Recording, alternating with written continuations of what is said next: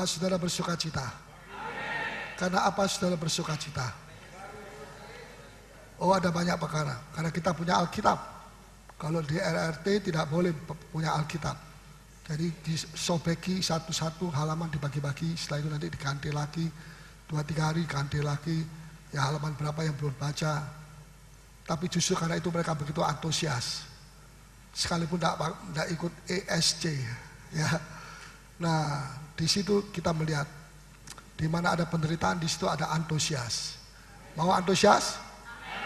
Berarti siap-siap mendapat penderitaan. Awas, catat sama mereka di sorga. Saya masih belum beranjak dari sini. Manusia lama, manusia baru. Banyak orang tidak mengerti mengapa sejak saya menjadi orang Kristen kok selalu ada ada pergumulan antara yang baik dan tidak, antara yang positif dan negatif di dalam hati saya, di dalam pikiran saya, di dalam imajinasi saya. Kenapa kok selalu ada pergumulan, pergulatan? Waktu saya belum mengenal Yesus tidak ada pergulatan. Saya mau berzina, berzina. Mau selingkuh, selingkuh. Mau minuman keras, minuman keras. Mau mencopet, ya copetlah. Dan hati nurani saya tidak apa-apa. Tidak mengatakan, kamu berdosa, mencopet, berdosa, ini itu. Tapi ketika saya menjadi anak Tuhan, saya sudah dilahirkan baru, saya terima Yesus. Kok sekarang ada pergumulan, pergulatan? Siapa yang bisa menjawab? Kenapa? Kenapa sekarang menjadi anak Tuhan ada pergumulan? Kalau mau melakukan sesuatu yang jelek, hatinya berkata awas, awas. Ya, dulu sebelum kenal Tuhan tidak ada awas-awas. Ya, tapi sekarang ada. Apa sebabnya? Ada pergumulan, ada pergulatan. Apa sebabnya? Karena sejak kita terima Yesus, manusia baru kita itu dilahirkan kembali. Ya, ini mesti mati, tetapi dalam proses menuju kepada kematian. Padahal kenyataannya banyak orang Kristen manusia lamanya masih belum mati. Ya, tetapi ada manusia baru juga karena terima Yesus. Maka dua manusia ini yang ada di dalam satu orang itu selalu bergumul. Katakan ini negatif, ini positif. Kita melakukan positif, negatif bilang jangan. Kita lakukan yang negatif, manusia lama menangis. Ya, sedih, mengapa saya harus melakukan dosa itu lagi dan sebagainya. Jadi saudara, mau pilih yang mana? Manusia, tidak usah ada manusia baru, aman-aman. Ya, nanti tidak amannya ketika mati, masuk neraka, itu yang tidak aman selama-lamanya. Ya. Tetapi sejak dia hidup di atas bumi, aman. Sebab tidak ada manusia baru, mati, manusia barunya mati. Ya, yang ada adalah manusia lama yang dilahirkan di dalam dosa. Saudara, pilih yang mana? Pilih sesudah terima Yesus atau belum terima Yesus? Sudah terima Yesus. Kenapa? Walaupun ada pergumulan, tapi ini pengontrol. Apalagi kalau Roh Kudus datang kepada manusia baru ini, dan manusia baru itu mengontrol manusia lama. Tapi kalau manusia baru yang mati atau lemah, maka manusia lama yang mengontrol saudara, bukan manusia yang baru. Bisa nangkap? Makanya apa saja, lihat kalau orang sudah jauh dari Tuhan melakukan segala sesuatu yang apa saja yang tidak menurut firman Tuhan dia lakukan. Kenapa? Tidak ada kontrol. Kenapa? Manusia lama, manusia barunya mati. Tapi begitu dia bangkit dan manusia lama ini juga masih belum seluruhnya mati. Ini peperangan. Sehingga Rasul Paulus berkata, kamu melakukan sesuatu bukan karena menurut keinginan kamu, tapi kamu menurut keinginan kamu, mendengar keinginan dari manusia yang lama, manusia kedagingan, bukan manusia yang baru, manusia yang sudah dibaharui. Ya. Jadi saudara, saya mau lebih lanjut tentang manusia baru. Di dalam Yohanes 1 kita mau baca. Di dalam manusia baru itu ada kasih karunia. Ya, kalau saudara mau menerima kasih karunia, saudara harus membuka hati saudara. Sulit, tidak sulit. Ya, tetapi juga tidak apa katanya saja. Ya, sulit, tidak sulit, tetapi juga tidak, bukannya tidak sulit bagi daging kita. Ya, Yohanes 1 ayat 16 sampai dengan 17. Yesus datang membawa apa? Apakah Yesus datang membawa kesembuhan? Yesus datang ke dunia membawa hal-hal yang lain lagi? Silahkan dibaca ayat 16, 17. Yohanes 1 ayat 16. Karena dari kepenuhannya kita semua telah menerima kasih karunia demi kasih karunia. Ya, jadi dari kepenuhannya. Siapanya itu? Yesus. Kita semua telah menerima kasih karunia demi kasih. Mengapa kok dikatakan kita sudah menerima kasih karunia? Titik. Tapi kok kita sudah menerima kasih karunia demi kasih karunia, demi kasih karunia, demi dari satu kasih karunia kepada kasih karunia yang lain, begitu ya. Cara gampangnya dari yang lain ke lain lagi, tapi itu semua adalah dari kasih karunia kepada kasih karunia. Tidak dikatakan kita berjalan dari satu kasih karunia kepada satu kutuk, nanti satu kasih karunia lagi kepada satu hukuman. Wah, berat.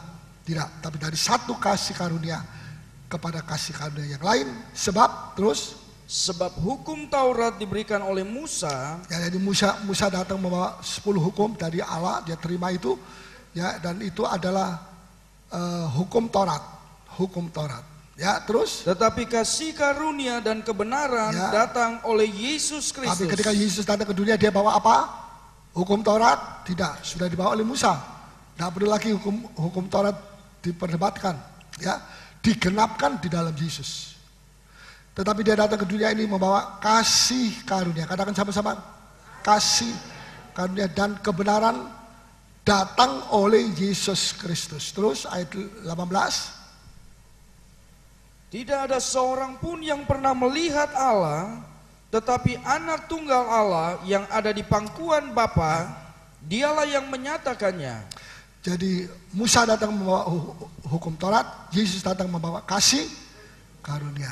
Ya, saudara, apa tujuannya Tuhan Yesus memberikan kasih karunia kepada saudara? Apa tujuannya? Kita terima kasih karunia daripada Tuhan. Dan memang spesial dia datang ke dunia ini 2000 tahun yang lalu untuk membagikan, untuk memberikan kasih karunia kepada orang-orang yang mau menerima keselamatan. Ya, sudah dikatakan di sini, apa tujuannya? Tuhan memberikan anugerah atau kasih karunia. Tuhan memberikan kita kasih karunia supaya kita jadi kasih karunia.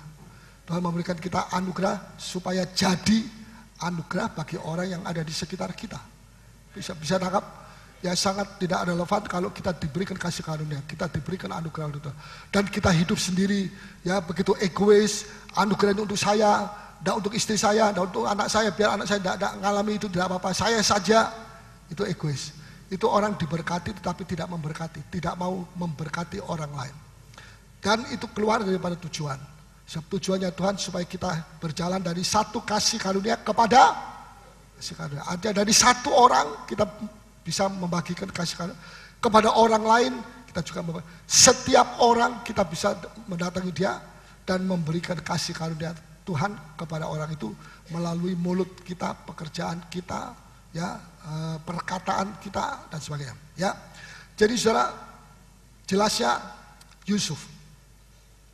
Yusuf berada di mana saja selalu dia memberkati orang di sekitarnya.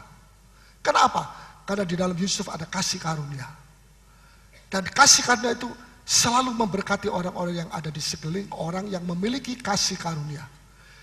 Yusuf dijual, dibeli oleh Potifar.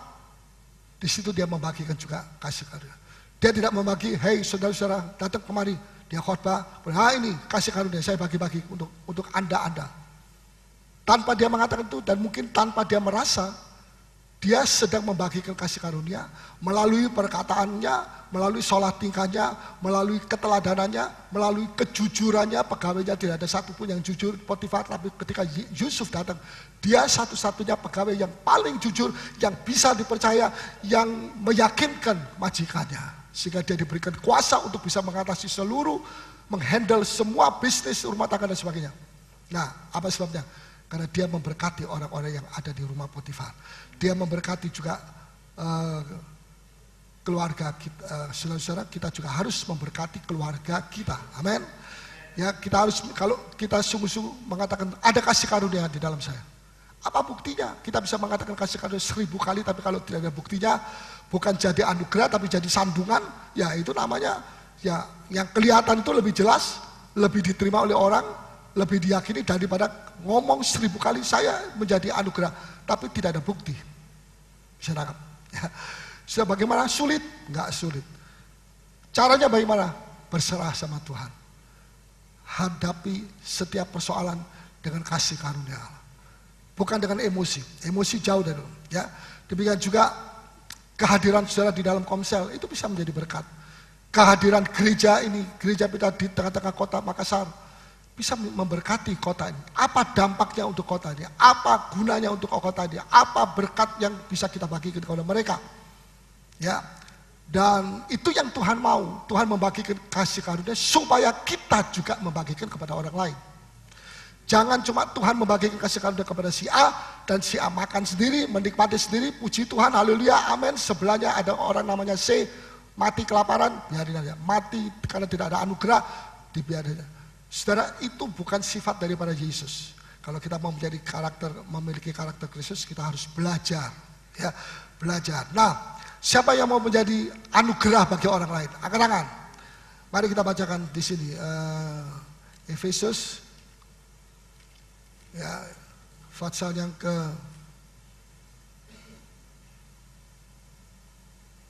4 ayat 29. Ini ayat saya ulang-ulang saya bacakan, tetapi saya sering membaca lagi dan bersama-sama dengan saudara. Efesus 4 ayat 29. Janganlah ada perkataan kotor keluar dari mulutmu. Ya. Tetapi pakailah perkataan yang baik untuk membangun. Membangun. Saudara pikir dulu ini membangun atau tidak, ini meruntuhkan imannya atau tidak. Ini kalau saya ngomong gini, ini melemahkan orang yang dengar atau tidak. Kalau melemahkan, lebih baik saudara urungkan, jangan ngomong itu, sebab kita dipanggil bukan untuk melemahkan orang lain, kita dipanggil untuk memberkati orang lain. Dan itu adalah berkat daripada Abraham. Ya, bukan Tuhan bilang ini aku berikan kepada kamu, berkat Abraham aku berikan kepada ini, berkat bukan berkat biasa, ini berkat raja-raja, dan sampai mati engkau akan terus diberkati. Ya, untuk apa orang sudah mati mau diberkati?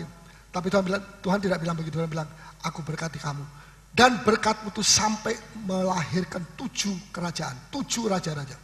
Ya, nanti bangsa-bangsa akan timbul dari selbimu, dan mereka akan menjadi orang yang diberkati oleh sebab engkau, Abraham. Ini luar biasa, saudara.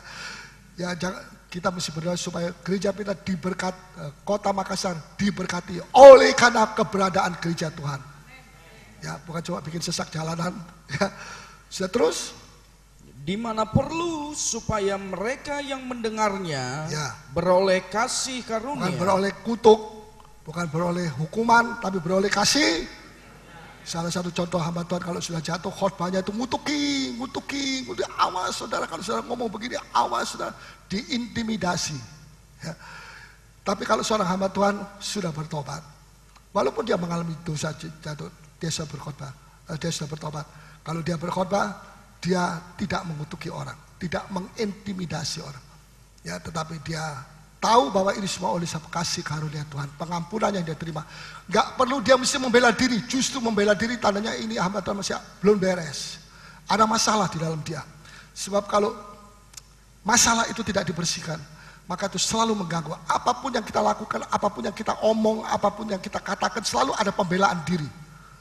Ego kita tidak mau direndahkan, apalagi diikat sama tampar begitu ya. Ya, tetapi kita mesti mengerti saudara ya, bahwa yang membela kita adalah Tuhan Yesus Kristus. Advokat kita, pengacara kita, pembela kita adalah Yesus Kristus. Ngapain kalau Yesus sudah menjadi advokat kita, kita mau cari advokat yang lain, bayar lagi, mahal lagi, berapa puluh juta lagi, berapa ratus juta. Yesus gratis, bukan karena gratisnya, tapi karena pembelaan Tuhan adalah pembelaan yang luar biasa. Tidak ada satu advokat di dunia ini yang bisa membela saudara seperti Yesus membela saudara dan membela saya. Amin. Nah, ini satu hal yang kita mesti mengerti. Mengapa seringkali kasih karunia Tuhan yang Tuhan berikan kepada kita itu tidak bertumbuh, tidak bertambah? Karena kita rangkum untuk diri kita sendiri. Kita tidak berbuat apa-apa untuk Tuhan. Kita tidak mau melayani Tuhan. Ditanya sudah berapa tahun ikut Tuhan? Sudah 20 tahun melayani apa? Tidak melayani apa-apa. Jadi bagaimana? Datang, dengar firman, sedikit ngantuk, dan selesai pulang, kasih kolektor dulu, jangan lupa. Terus pulang, itu saja. Ya, rutin, ya. Berapa tahun? Dari kecil. Bagaimana bisa bertumbuh? Saudara ya. Kasih karunia Allah itu mesti kita gunakan. Ya. Nah, ada satu impartasi. Masih kenal Elisa? Elisa itu gurunya siapa? Elia. Waktu Elia mau naik ke surga, Elisa ikut terus, betul? Dari satu kota ke kota yang dari Yeriko, saya lupa dari mana saja, ada 3 atau 4 kota, sebab di dalam 4 kota itu ada sekolah Alkitabnya Elisa. Elia. Ya, Elia 4 sekolah. Jadi sepertinya dia itu mau pamit, sebentar lagi dia akan diangkat oleh Tuhan. Dan murid-murid itu kalau kita baca di dalam firman Tuhan, mereka semua berdiri dari jauh sambil menganga, mulutnya, matanya, telinganya semua menganga, hidungnya juga menganga. Ya. Mereka takut, ya. Tapi mereka heran lihat Elisa, murid yang satu ini kok nggak takut jalan. Elia pergi ke sini, ikut. Kamu nggak takut ya? Kalau nanti ada halilintar, dar. Elia diangkat, naik ke sorga, selamat. Kamu hangus di sini. Oh tidak, saya tidak takut. Ya, luar biasa. Elia punya 150 murid di 3 sekolah Alkitab. Tapi tidak ada satu yang seperti Elisa. Semua ya oke. Dekat hubungannya, tidak berusaha untuk menjadi roh keanakan untuk bisa mendapatkan sesuatu daripada dia, tidak. Berusaha mendapatkan sesuatu yang dahsyat, tidak. Hanya Elisa. Mereka tidak mengerti kenapa Elisa itu kok mau ikut terus kemana Elia. Dia pada akhirnya nanti dia akan diangkat. Ya kalau diangkat sama-sama dengan Elia. Kalau sampai di tengah-tengah terus dijatuhkan lagi, mati konyol. Ya. Tapi Elisa tidak takut. Ini kalau orang ikut Tuhan Yesus dengan sungguh-sungguh, tidak takut intimidasi orang. Tidak takut apa kata orang. Karena kita hidup bukan dari kata orang, kita hidup dari apa kata firman Allah. Beri tepuk tangan bagi Tuhan. Haleluya. Puji Tuhan. Ya, kasih karunia itu saudara pikir dinikmati oleh Yusuf dan dibagikan kepada orang-orang di rumah tangga Potifar. Tidak cuma Potifar, di penjara. Ya, dan ketika di Mesir dia keluar dari penjara, dia menjadi tuan, dia menjadi perdana menteri Mesir. Luar biasa, dia memberkati, dia menyalurkan kasih karunia dalam bentuk gandum dan apa saja supaya manusia bisa hidup tidak mati, kelaparan dan sebagainya. Dari kecil ke besar. Seringkali banyak pendeta-pendeta mau dari besar merosot, kecil habis. Sudah kita mesti mulai dari kecil. Kita kerendahan hati itu tidak gemar-gembor. Saya rendah hati, malah orang begitu tuh orang sombong. Saudara, Tuhan mau supaya kita tidak perlu mulut kita yang mengatakan. Biarkan orang lain lihat, kata Amsal, biarkan orang lain lihat teladannya kamu, melihat pembicaranya kamu, oh sudah berubah orang ini, dan orang lain yang mengatakan sungguh Kristus ada di dalam dia. Amin. Ya aminnya kurang. Kristus ada di dalam dia. Katakan kiri kanan, Kristus ada di dalam kamu. Kalau belum, buka hatimu dan matamu dan seterusnya. Nah, tetapi apa yang terjadi? Luar biasa. Elia tanya sama muridnya, dari 150 murid cuma satu yang seperti Elisa. Kamu minta apa sih? Kamu kok ikut aku terus sampai menyeberang sungai Yordan? Ya ikut juga. Nanti kamu pulangnya bagaimana? Ini air sebak, air penuh air, musim hujan. Tidak takut ya, tidak takut. Karena kasih Allah ada di dalam dia. Ya, dia tidak mengikut manusia, mengikut Yesus. Dan tidak ada satu masalah, tidak ada satu keadaan yang lebih rumit, yang lebih sulit untuk diatasi oleh Yesus. Semua lebih kecil, masalah-masalah lebih kecil dibanding Tuhan Yesus yang menyertai kita. Saudara, pada akhirnya bagaimana? Pada akhirnya Elisa bilang, ya, saya minta 2 bagian roh, 2 bagian mantel. Kalau orang zaman dulu dapat mantelnya guru, ya mantelnya guru, wah itu tandanya dia dipercayai oleh gurunya 100%, bahkan mungkin 1000%. Karena dia pakai mantelnya dari gurunya, ya. Tetapi saudara, apa yang terjadi? Dia dapat 2 kali lipat atau tidak?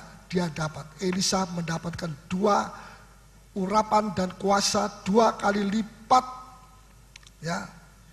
Dan apa saudara suka mau diberkati? Dengan kasih karunia 2 kali lipat. Urapan 2 kali lipat. Kalau saudara diurapi 2 kali lipat itu tidak berarti wah mesti kembar-kembor. Ya khotbah sampai isi mau putus. Ya, kalau putus semua tidak bisa khotbah. Ya.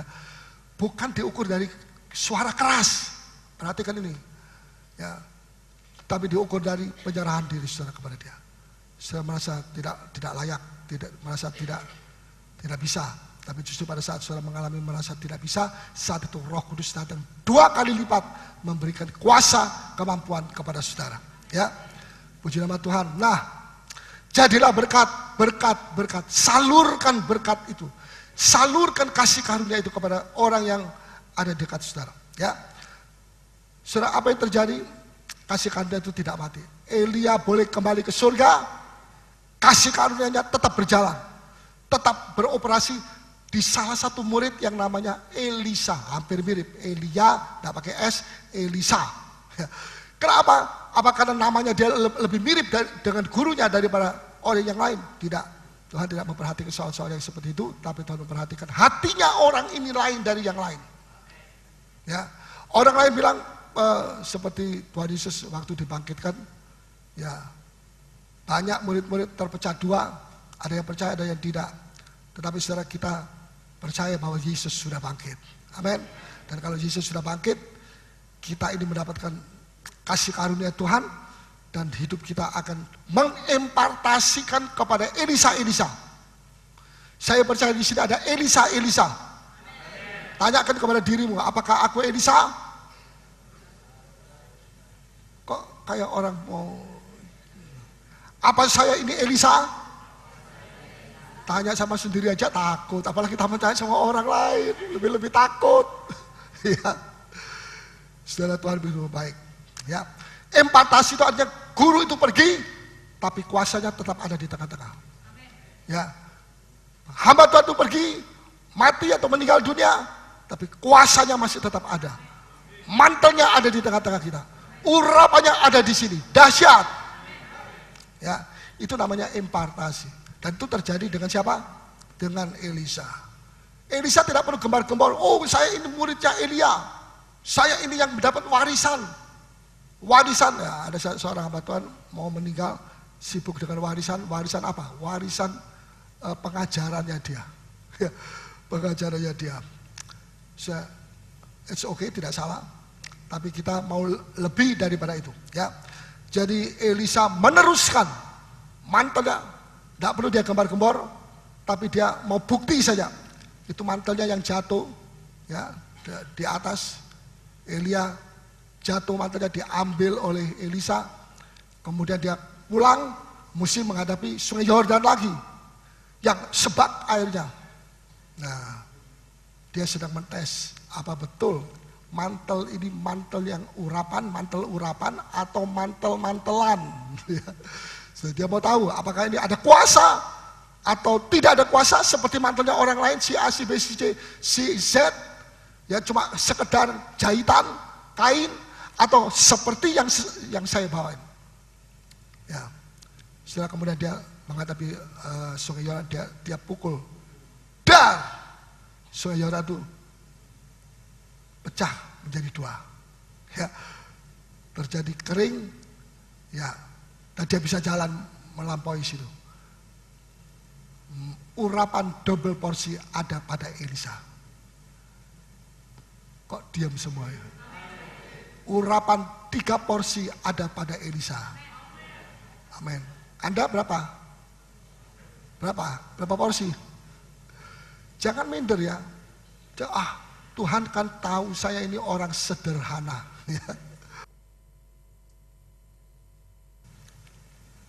Mau saudara mendapatkan impartasi? Mau?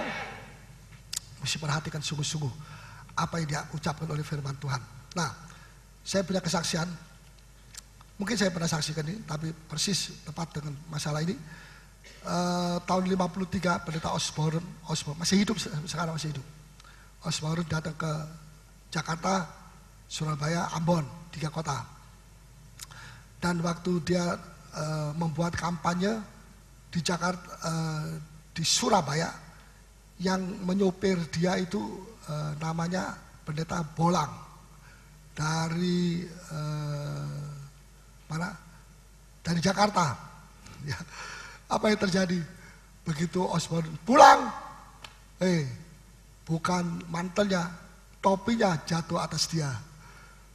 Tiba-tiba dia membuat, dia bikin kebaktian, tiba-tiba orang-orang sembuh.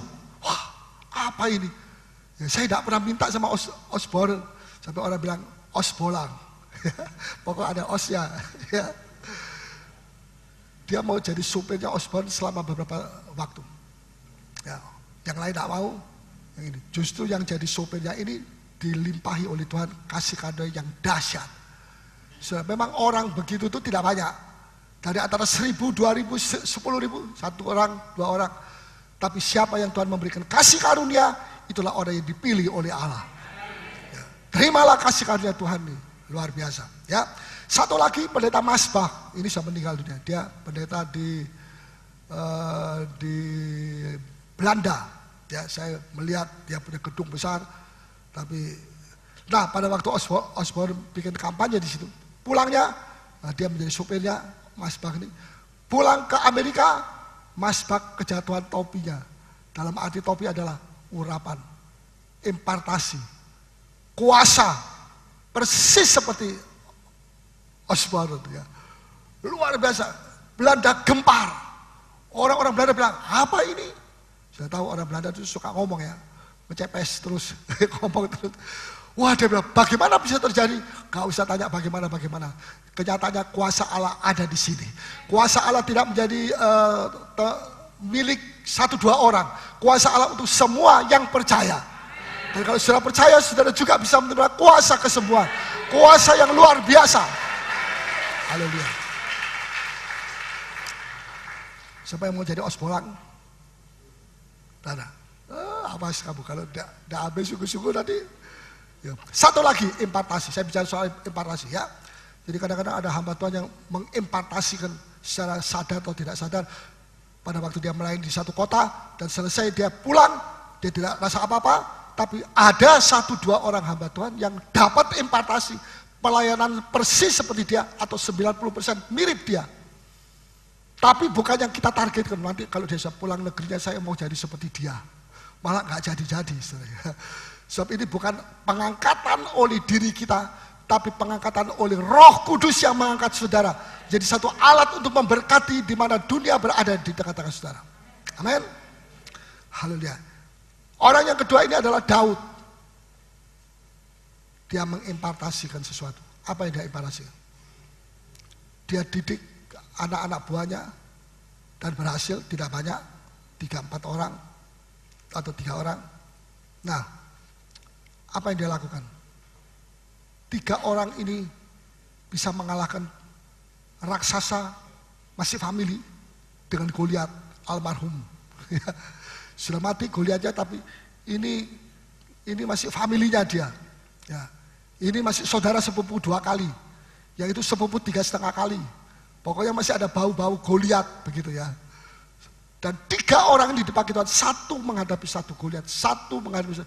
Saya kasih Goliat dengan tanda kutip. Dan yang ketiga, semua Goliat dihancurkan oleh 3 orang. Di mana Daud tidak tidur-tiduran, malas-malasan, tidak. Dia justru yang mengimpartasikan kuasa pada waktu dia mengalahkan Goliat yang pertama kali. Masih ingat? Masih ingat atau tidak? Nah, Daud tidak tunggu sampai dia mati baru dia impartasi. Tidak. Daud tidak tunggu kalau sudah mau mati baru dilatih 3 orang muridnya itu. Tentara yang hebat. Tidak. Dia melatih pada waktu dia masih hidup.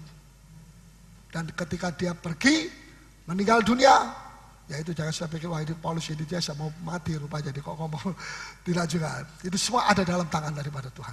Tapi saya mau tunjukkan kepada saudara, kalau gereja mau berkembang, maka tidak bisa semua Paulus ini dia. Kalau tidak ada Paulus tidak datang dan sebagainya, jangan. Hilangkan itu semua ya. Kalau saudara mau berkembang, maka tidak cuma Paulus saja yang punya kuasa untuk mengusir Goliat-Goliat, tetapi anak buah yang ada di sini. Seluruh saudara-saudara yang ada di sini, yang membuka hati, akan dicurai juga kasih karunia Allah untuk mengalahkan Goliat-Goliat. 1 Tawarikh 20, mari kita baca. 1 Tawarikh 20 ayat yang ke-4 sampai dengan 8.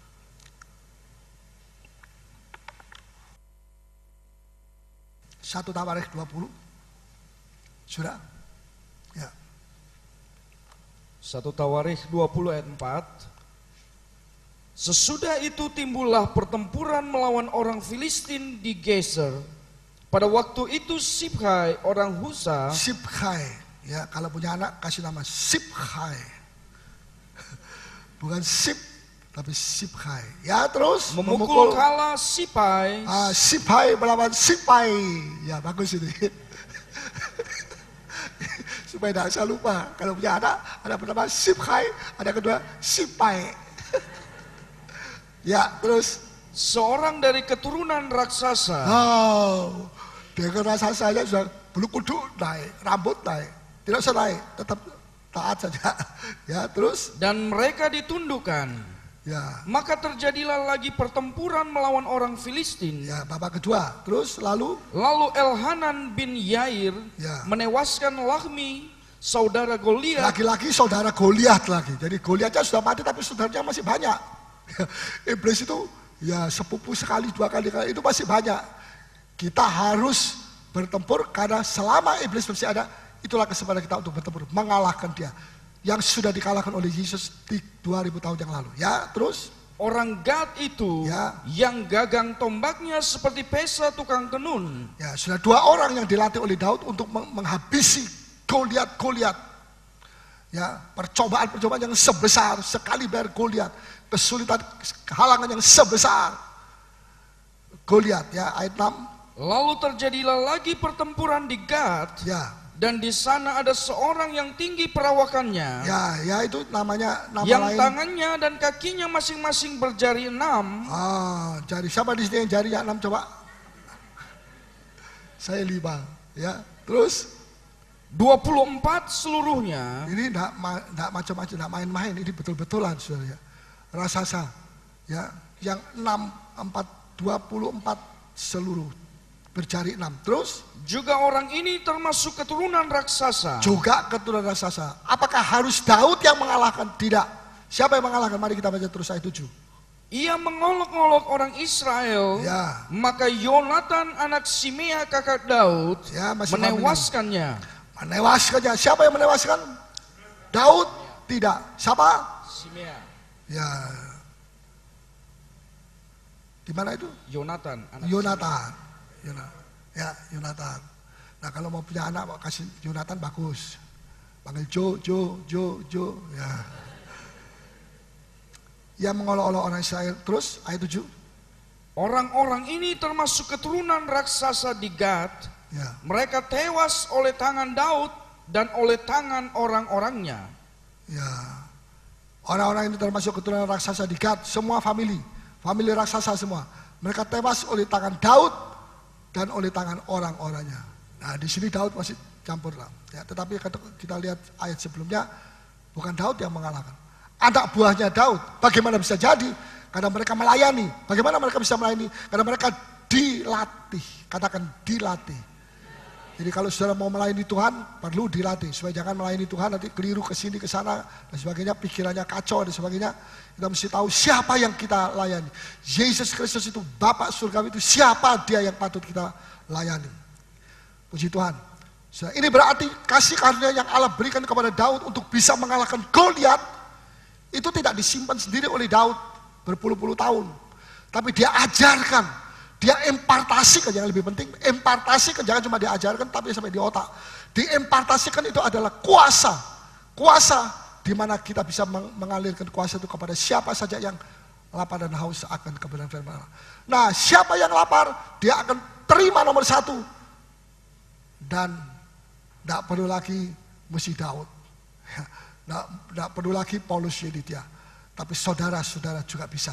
Saudara juga bisa mengatakan kepada gunung-gunung masalah, hei gunung masalah, kamu tercampaklah dalam nama Yesus. Dan dia akan tercampak. Tidak perlu mesti panggil Paulus tuh, Paulus ayo sini, berkhotbah sekarang dalam nama Yesus. Tidak perlu. Ya, setelah dia toki-toki orang Kristen habis. Tetapi saudara sendiri bisa. Amin. Jangan selalu mengatakan tidak bisa, saya tidak bisa. Maka jadilah seperti Anda mengatakan tidak bisa. Saya tidak bisa bawa jiwa baru. Belum dicoba kok sudah bilang tidak bisa. Mesti coba dulu. 1 kali gagal, terus 2 kali gagal, terus 3 kali gagal. Aduh, saya frustrasi, sudah cukup 3 kali. Sebetulnya yang betulnya yang frustrasi itu siapa? Bukan saudara, iblis yang frustrasi. Sebab ada orang bilang begini, ketika dia masuk di dalam gereja pertama kali, dia perkenalkan saya, ini yang bawa saya ini orang keempat, kelima untuk pergi ke gereja ini. Ya, dia bersaksi gini, dia mengalami ini. 4, 5. Jadi saudara, orang pertama kalau cara manusia kita bisa kecewa. Kamu kok tidak mau ikut sama saya? Orang kedua juga tidak mau diikuti, kecewa. Ketiga kecewa. Keempat, nah ini orang keempat yang bisa membawa karunia-Nya Tuhan jatuh atas orang itu. Tidak ada masalah, tidak ada masalah. Bukan aku, Paulus, bukan aku, siapa? Si A yang membawa jiwa baru. Aku pertama kali aja, tapi kedua, 3 kali aku sudah ketemu lagi. Pertama kali kamu bicara itu ada upahnya sudah, walaupun orangnya belum mau. Dia kan bisa mengerti? Bisa mengerti. Wah, yang dapat upah itu cuma orang yang bisa bawa jiwa baru kalau begitu di sorga. Tidak, saudara. Orang yang keempat bisa bawa. Tapi tentu ada orang ketiga. Tentu ada orang kedua. Betul? Tentu ada orang pertama. Semua itu juga akan mendapat upah dari sorga. Apa sebabnya? Karena saudara juga bersaksi. Tidak ada alasan ayat firman Tuhan tidak pernah mengatakan kalau kamu bersaksi, kamu akan dapat jiwa dan baru upahmu. Oh, tidak semua begitu, saudara. Ya. Ketika saya mulai mengalami kebangunan rohani di sini beberapa tahun yang lalu, saya melihat ada banyak teologi saya nggak terpakai.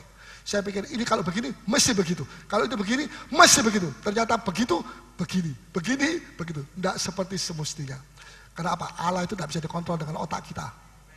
Ya, Allah itu luar biasa, luar biasa.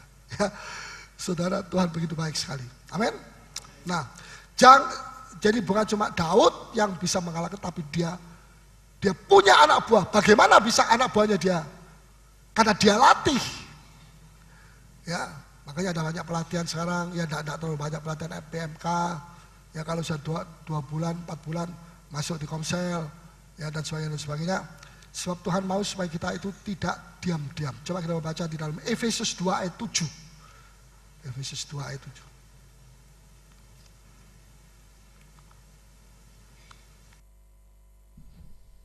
Efesus 2 ayat yang ke-7, supaya pada masa yang akan datang Ia menunjukkan kepada kita kekayaan kasih karunia-Nya yang melimpah-limpah sesuai dengan kebaikan-Nya terhadap kita dalam Kristus Yesus. Ayat 8.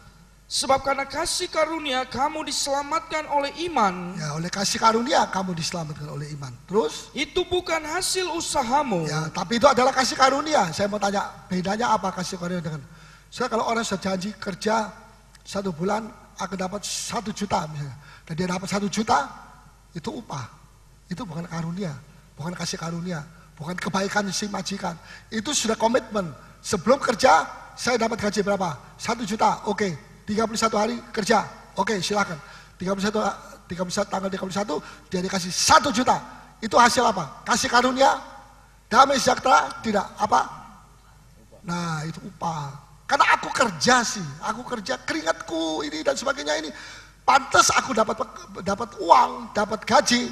Orang yang males, itu biar dia makan angin saja, mungkin dia sudah. Nah, Alkitab tidak mengajar kita mesti menjadi orang yang malas. Terus baca, silakan.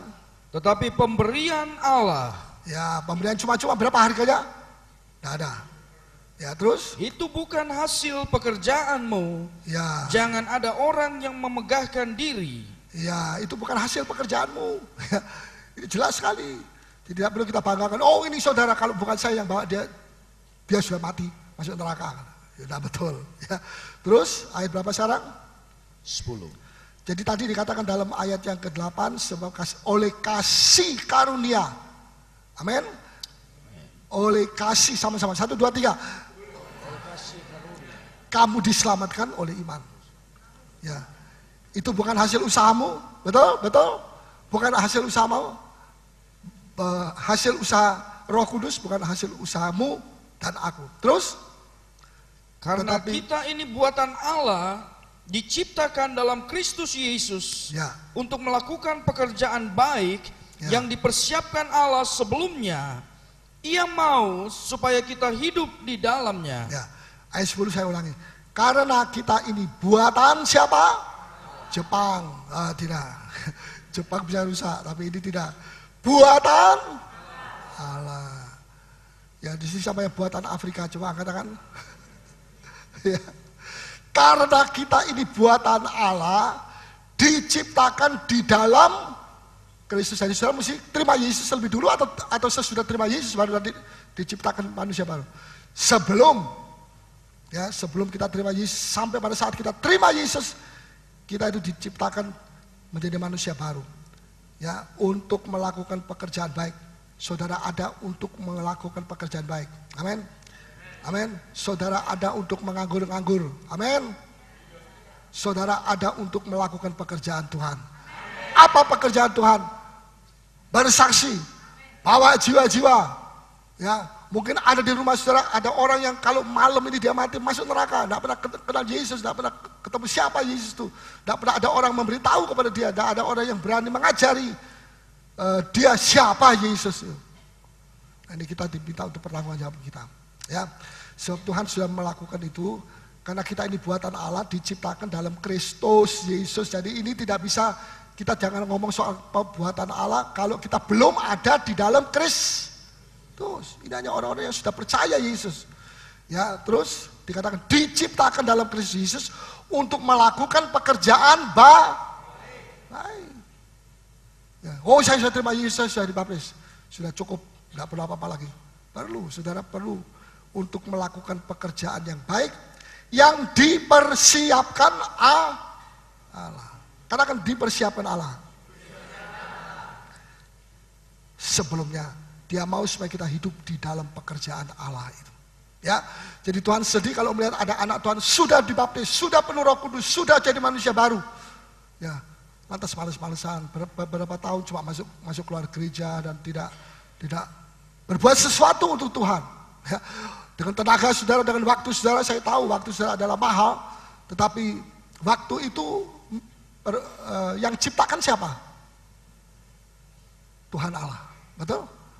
Jadi kalau kita bilang, aduh Tuhan saya tidak ada waktu untuk engkau, lucu apa tidak? Nggak lucu ini. Ya. Engkau itu siapa? Tuhan. Siapa Tuhan itu yang menciptakan waktu untuk kita? Ya. Dan kita bilang, oh Tuhan saya tidak ada waktu. Loh, ini ngomong sama siapa ini? Kalau dia ngomong kepada orang yang tidak menciptakan waktu, oke. Tapi kalau dia ngomong dengan Allah pribadi yang menciptakan waktu, yang justru diberikan kepada kita untuk kita menikmati dan bekerja, maka itu yang saya katakan tidak lucu. Tuhan menangis, Tuhan sedih. Kenapa ini anakku? Aku berikan waktu kepada dia. Tetapi dia bilang tidak ada waktu kepada aku yang menciptakan waktu. Wah, putar-putar terus begini saya. Nah, ketahuilah, jangan hati-hati kalau ngomong. Sebab walaupun saya tidak mengatakan, ya Yesus dengarkan saya mau ngomong sekarang sama kamu. Tapi ngomong biasa di dalam kamar, terkunci, tidak ada orang dengar, tetapi Tuhan dengar, Roh Suci yang dalam saudara dengar. Dan kalau yang didengar negatif terus, lama-lama Roh Suci jadi duka cita, lama-lama hilang, pergi seperti burung merpati, nggak kembali lagi sampai mati. Bukan Roh Suci yang bisa mati, kita ini. Ya, saudara perhatikan, kita mesti sungguh-sungguh. Kemarin pada waktu saya berdoa, saya kagum, kenapa kok saya ini hidup di zaman akhir sekarang. Sebelum Adam itu ada triliunan tahun cahaya atau tahun apa. Ya, itu Allah belum menciptakan. Setelah dia ciptakan dalam tempo 6 hari, dan mulailah Adam dan Hawa. 2000 tahun kemudian Abraham dan Ishak. Ya, 2000 tahun kemudian Yesus datang disalib. 2000. Dan sekarang kita sudah masuk 2008. Lah, ini ada orang bilang, mana Tuhan Yesus katanya mau datang? Kok datang? Apa dia tidur? Oh tidak, Anda yang suka tidur. Dia tidak pernah tidur. Saudara ya. Mari kita berlomba-lomba. Mari kita berlomba-lomba. Mau berlomba? Kasih tepuk tangan begini. High five. 5 kali. 1, 2, 3. Baik. Ya, ini mesti diempatasikan. Puji Tuhan. Rasa apa? Nyeng. Ya, Tuhan baik. Yang saya kagum tuh begini. Kalau ayat 10, saya ulangi lagi. Karena kita ini buatan Allah, diciptakan dalam Kristus Yesus untuk melakukan suatu pekerjaan baik yang dipersiapkan. Katakan sama-sama, yang dipersiapkan Allah sebelum. Siapa yang mempersiapkan? Tuhan. Saya bilang saya seperti tidak layak. Saya sudah 40 tahun melayani Tuhan di sini, kurang lebih 40 tahun. Dan saya sudah melihat, kalau saya review, saya lihat kembali. Oh, sungguh luar biasa. Sampai saya bilang, loh, Tuhan bilang, pekerjaanmu ini tidak akan ada, Paulus, kalau tidak kupersiapkan untuk kamu. Kapan Tuhan persiapkan? Sebelum dunia diciptakan. Siapa saya? Kalau saya persiapkan pekerjaan untuk Allah kerja, oke, masuk akal sedikit ya, tapi tidak banyak. Tapi kalau saya mau kerja di tempat sesuatu yang Tuhan sudah tentukan, dan Tuhan sebelum diciptakan bumi, Tuhan sudah Tuhan sendiri, bukan malaikat, mempersiapkan pekerjaan yang sekarang sudah hampir 40 tahun saya lain. Ini luar biasa, luar biasa. Mestinya yang mempersiapkan lebih kecil dari yang dipersiapkan lebih kecil daripada yang mempersiapkan. Tapi apapun, bagaimanapun, kasih karunia Tuhan luar biasa. Amin. Beri tepuk tangan bagi dia. Haleluya. Saya tambah satu. Esther. Siapa yang tidak kenal Esther? Coba angkat tangan. Wah, bukan Esther yang dulu. Sudah mati. Haleluya. Siapa tahu istrinya namanya Esther. Ya, Mama Esther, Mami Esther. Ya, oke lah sudah. Saya tidak lama di situ. Esther ini kenal ya? Kenal? Sepupu 2 kali. Ada 2 stadium yang dia mesti dia jalani. Yang pertama, dipilih. Ini logis, tidak masuk akal. Seorang anak gadis bangsa Yahudi yang kalah dalam peperangan saat itu, dan yang menang adalah Raja Ahasveros. Lantas semua orang-orang yang bagus-bagus, yang baik-baik diboyong pergi ke Babel, ya tempatnya Saddam Hussein situ. Dan kemudian persis terjadi kontes, bukan Indonesian Idol, bukan itu. Saya heran, anak Tuhan hari Minggu, wah sampai hampir pukul kepala juga. Hari Senin nyanyi Indonesian Idol. I'm an idol from Indonesia, from ujung Makassar, ujung Padang. Saya heran kok begitu cepat sekali ya bisa berubah ya manusia. Tapi saya percaya di sini tidak ada yang berubah. Amin. Kecuali manusia lama saudara harus dirubah. Ya, puji Tuhan. Nah, singkat cerita, Esther dipilih, dapat kasih karunia daripada raja. Ya, sebelum itu gadis-gadis begitu banyak, berapa ribu gadis-gadis dari mana-mana. Bayangkan, karena dia perang menang, jadi dia bisa berbuat apa saja, kerja-kerja yang dikalahkan oleh dia. Nah, singkat cerita, Esther termasuk nominasi. Ya, Babel Idol, tapi idolnya dicoret. Ya. Nah, setiap malam ada seorang gadis ketemu dengan raja. Gilirannya Esther itu orangnya sederhana, tidak neko-neko. Buktinya apa? Saudara boleh baca di rumah, Esther pasal 1, 2, 3. Dia dipersiapkan 6 bulan untuk lulut sari ayu, lulut. Dan lulur. Soalnya saya tidak pernah dilulut. Puji Tuhan. Haleluya. Puji Tuhan. Saudara, justru dilulut jadi jelek. Maafkan loh ya. Tetapi saya percaya, dilulur atau tidak, hatinya yang harus baik di mata Tuhan. Amin. Ya. Nah, dia terpilih, tapi harus dirahasiakan orang Yahudi. Dia tidak tahu, disebut tidak tahu dari bangsa apa.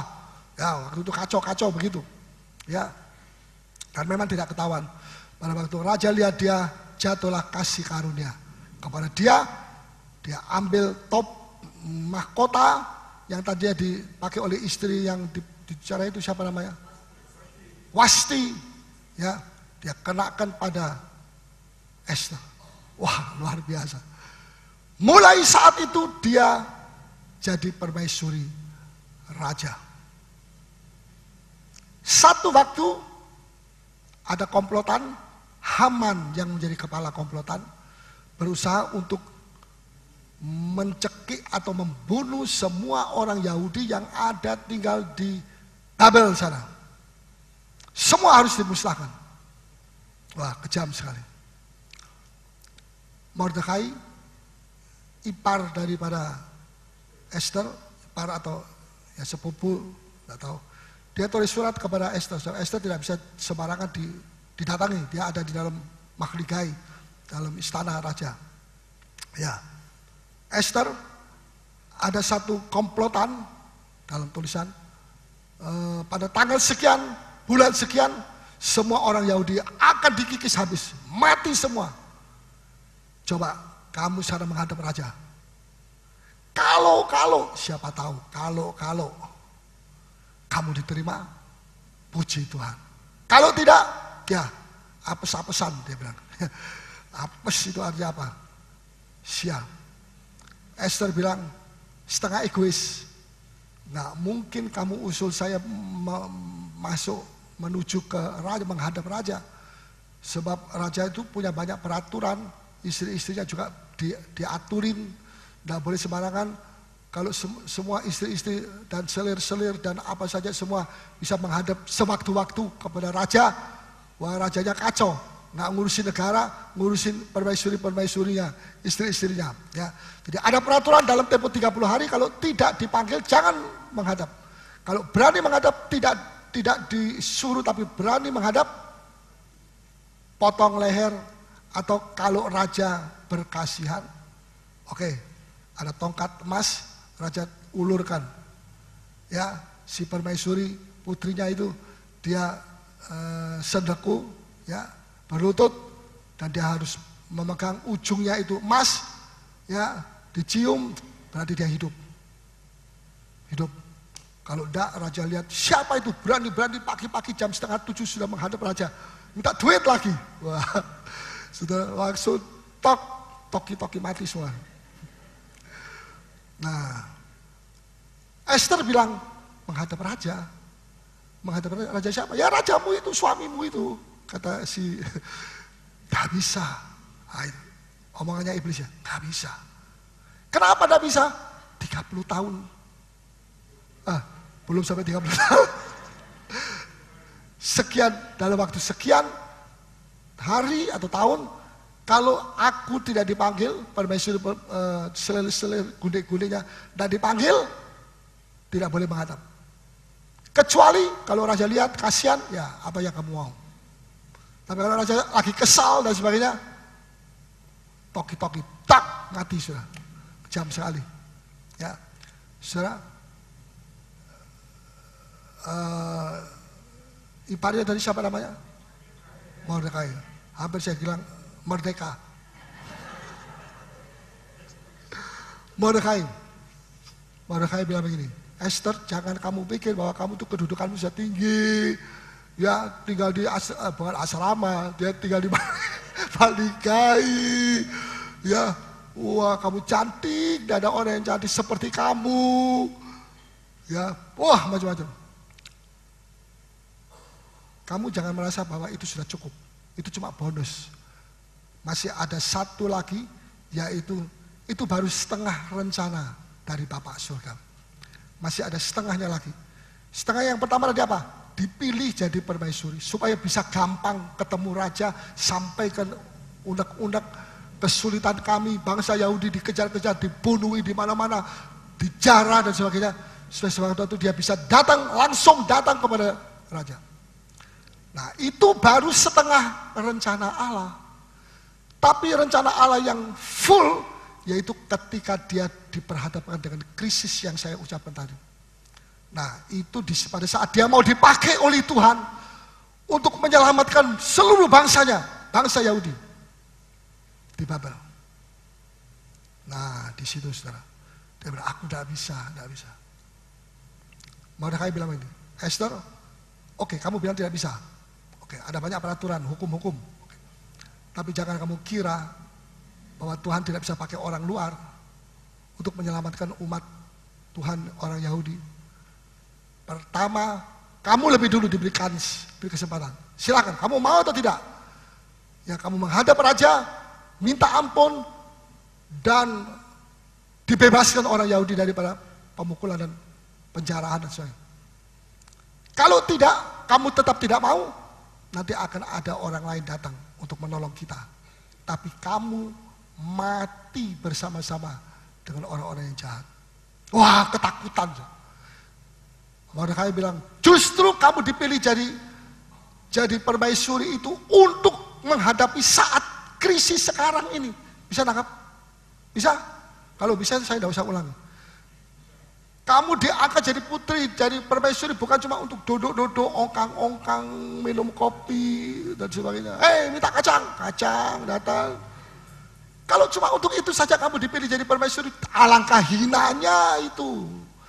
Tapi Tuhan mau memakai kamu, terserah kamu mau atau tidak. Tuhan mau pakai kepada kita. Kita mau atau tidak. Ya, jangan kita bilang, oh terima kasih Tuhan saya sudah diberkati, ini, itu, dan sebagainya. Terima kasih Tuhan. Itu baru separuh rencana, itu baru bonus. Tujuan hidupnya bukan itu. Bisa mengerti? Wah, tadi saya naik sepeda, sekarang naik sepeda motor. Puji Tuhan. Tapi itu bonus, bukan tujuan. Masa saudara Yesus mati di salib tujuannya apa? Supaya saudara selamat dan naik sepeda. Di surga tidak ada sepeda. Ya, Esther dia mau gugahkan. Mordekai ini bayangkan roh suci. Kalau kamu takut, ya orang kalau sudah ketakutan rasa tidak aman, bersembunyi, nggak mau muncul, takut ini, takut itu, khawatir ini itu, nanti tetap ada orang lain dipakai Tuhan. Kalau Paulus ini dia tidak mau dipakai Tuhan, ada Paulus yang lain akan dipakai oleh Tuhan. Dan Paulus ini dia dijauhkan Tuhan kiranya dia. Masuk neraka, lantai 6. Waduh Tuhan. Saudara mau dipakai Tuhan. Nggak perlu saya mesti, apa ya itu namanya, ngocah itu apa namanya. Di sini pakar-pakar bahasa. Nggak perlu dirayu, ayo. Saudara harus bangkit, sebab Allah sudah bangkit pada hari terakhir. Saya kagum mengapa Paulus dia ditaruh di penghujungnya tahun 2000. Padahal untuk menunggu ini begitu lama, 6.000 tahun, luar biasa. Tetapi Tuhan itu begitu baik, saudara ya. Tujuan hidup Esther bukan untuk dijadikan permaisuri, stop, titik, sampai di situ. Tujuan hidup itu bonus. Tujuan hidup adalah pada saat krisis dia dipakai oleh Tuhan untuk membebaskan orang Yahudi dari hukuman daripada Raja Ahasverus. Itu tujuan hidupnya, dia tercapai sekarang. Kalau dia tidak mau, padahal Tuhan sudah membawa dia sampai kepada titik itu, wah bahaya sekali. Saudara, oleh sebab itu mari kita mau sungguh-sungguh. Kita boleh diberkati oleh Tuhan, silakan. Tahun ini saya doakan supaya semua diberkati oleh Tuhan. Businessman diberkati oleh Tuhan. Ibu-ibu diberkati oleh Tuhan. Ya, kalau udah ada ikan, 2 ekor ikan aja cukup untuk 5.000 orang.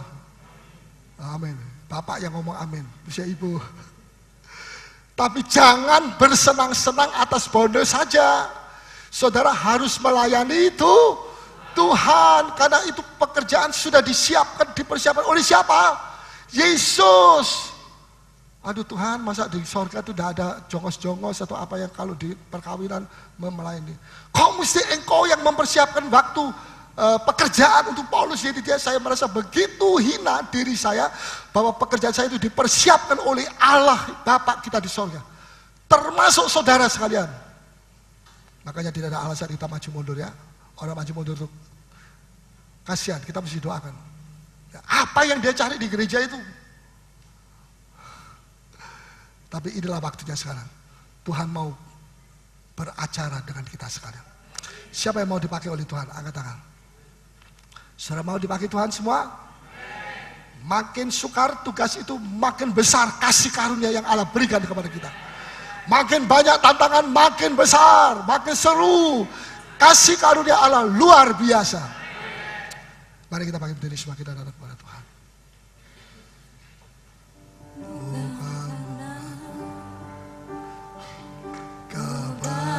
Kebaikanmu bukan karena fasilitasmu, bukan karena kekayaanmu. Kau dipilih, kau dipanggilnya, bukan karena kelebihanmu, bukan karena baik rupamu, bukan karena kecakapanmu. Kau dipanggil, kau dipakainya. Bila engkau dapat Bila engkau dapat, itu karenanya. Bila engkau punya semua daripadanya, semua hanya anugerahnya. semua hanya anugerahnya. Berikannya pada kita. Terima kasih Tuhan. Semua anugerahnya bagi kita, jika kita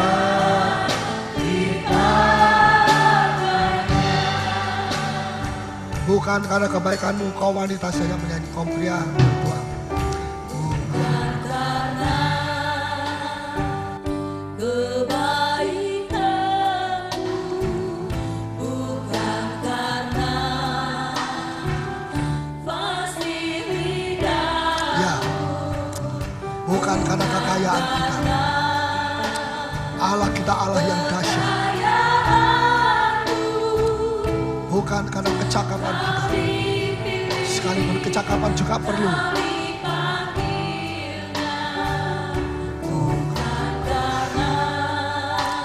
Bukan karena kelebihan.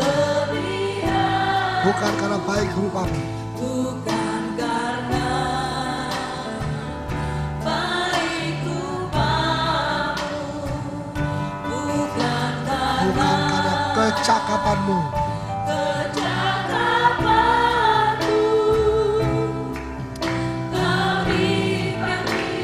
Kau dipakainya.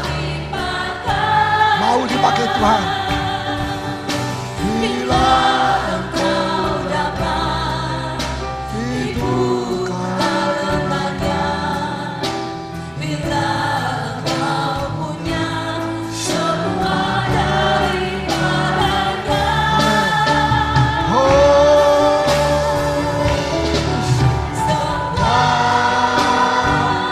hanya. Amin. Semua kita menyanyi. Hanya pada kita. Semua anugerahmu bagi kita, jika kita dipakai.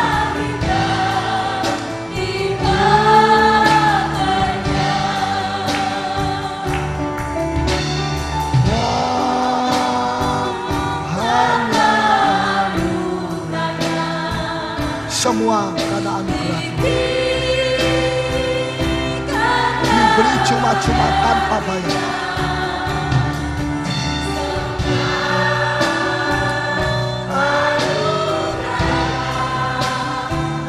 Bagi kita,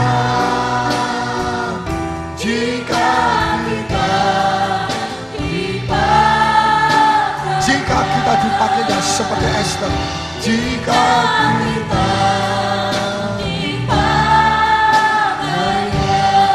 kita dipakai, jika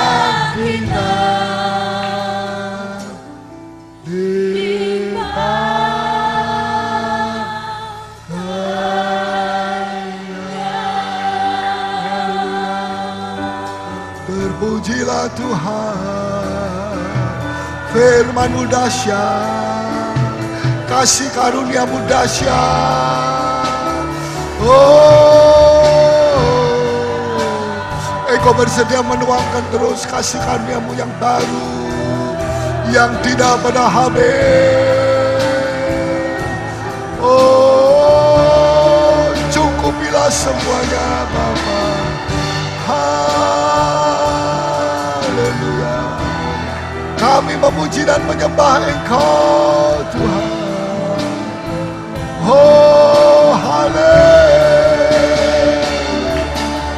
Haleluya Yesus Tuhan. Engkau dahsyat Bapa. Engkau luar biasa ya. Kami mau dipakai oleh Engkau. Limpahkanlah kasih karunia-Mu Tuhan. Berikan hati yang lembut ya Tuhan, supaya mudah dibentuk ya Tuhan. Bukan hati yang keras yang sulit dibentuk,